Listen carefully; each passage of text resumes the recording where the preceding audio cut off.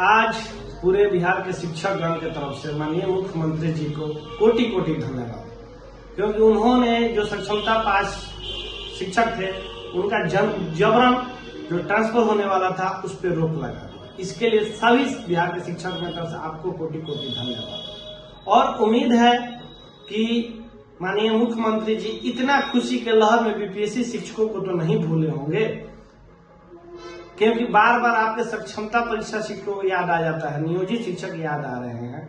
ये बीपीएससी शिक्षक भी तो आप ही के शिक्षक हैं, आप ही के विभाग में शिक्षा विभाग में काम करें, उनके लिए कब सोचा जाएगा।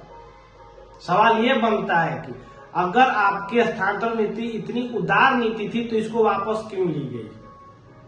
अगर वापस ली गई तो इसका एक डेडलाइन होना चाहिए था कि इसमें जो पुरुष शिक्षक मांग कर रहे थे कि अनुमंडल की बाध्यता समाप्त करके ब्लॉक लाया जाए, जिससे सारे शिक्षकों की समस्या हल हो जाती, रोकने का भी नौबत नहीं आता। लेकिन ये स्थगन करने का जो रुख अपनाया है बिहार सरकार ने, ये पूरा का पूरा अन्यायपूर्ण है।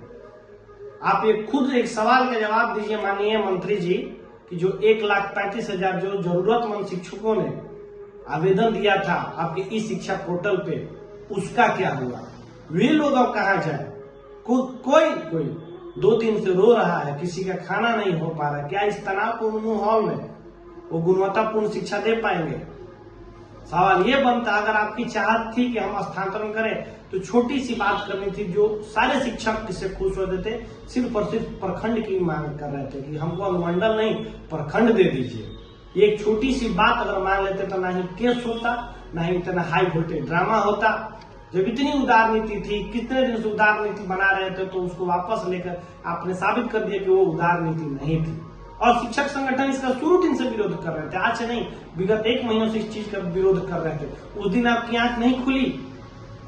तो माननीय शिक्षा मंत्री जी, माननीय मुख्यमंत्री जी, अगर आपके पास ये बात पहुंचेगा तो एक बार उनके लिए भी सोचिए, जो लोग फॉर्म भर चुके हैं उनकी क्या गलती है। वो तो एक सपना आप ही ने दिखाया था, फिर वो सपना आप ही तोड़ रहे हैं। उनके लिए कम से कम एक डेडलाइन जारी करें कि जिनका फॉर्म भरा चुका है उनके बारे में विभाग सोचेगा। ये पूरा का पूरा जो कार्य चल रहा था इसको ठप कर देना, ये बहुत ही दुखदपूर्ण घटना है। अगर चाहते हैं कि स्थानांतरण हो, सारे शिक्षक दिल से आपका स्वागत करेंगे। अगर सिर्फ और सिर्फ ब्लॉक या महिला और पुरुष के लिए सेम पैमाना अपनाया जाए, अगर सबको पंचायत मिल रहा है तो पुरुष को भी पंचायत, अगर सबको ब्लॉक मिल रहा है तो सबको ब्लॉक, लेकिन अलग अलग भेदभावपूर्ण नीति के कारण ही आज ये ड्रामा सहना पड़ रहा है। इसका आप अंजाम नहीं समझ सकते हैं। सभी लोग मानसिक तनाव में आ गए इसके वजह से। इसीलिए माननीय शिक्षा मंत्री जी, पुरुषों के हित में और सारे शिक्षकों के हित में एक तरह का नियम लाए। पुरुष यही आपसे मांग कर रहे थे कि ब्लॉक की बाध्यता हो, वो आप पूरा करें और जल्द से जल्द जो लोग फॉर्म भर चुके हैं 1,35,000 से अधिक शिक्षक, उनके ऊपर विचार करें और पुनः इस नीति को ओपन करके सभी का स्थानांतरण करें, ऐच्छिक स्थानांतरण करें। अगर ऐच्छिक स्थानांतरण कर देते हैं, जिसको करना होगा वो करेगा, जिसको नहीं करना होगा वो अप्लाई नहीं करेगा। इसमें कहां से दिक्कत आता था। लेकिन आप लोग जबरन रवैया के कारण आज ये कोर्ट जाना पड़ा कुछ शिक्षकों को, और उन शिक्षकों की वजह से पूरे के पूरे जो शिक्षक समाज है उसमें कहीं खुशी है तो कहीं दुख है।